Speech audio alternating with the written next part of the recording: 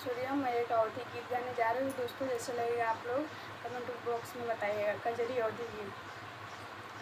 हमरे राखी के हो, हमरे राखी के लाज तू बचाया भैया, हमें मत भुलाया भैया ना। हमरे राखी के लाज तू भुलाया भैया, हमें मत भुलाया भैया ना।